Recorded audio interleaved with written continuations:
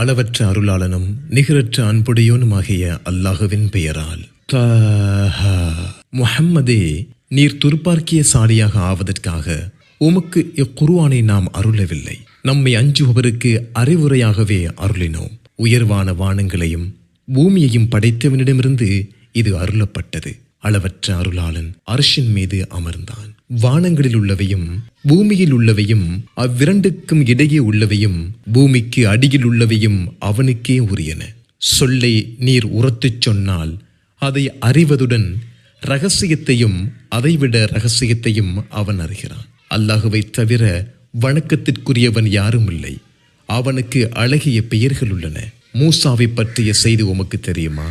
அவர் ஒரு நெருப்பை கண்டபோது தமது குடும்பத்தினரிடம், இருங்கள், நான் ஒரு நெருப்பை கண்டேன், அதில் உங்களுக்கு ஒரு தீப்பந்தத்தை கொண்டு வருவேன், அல்லது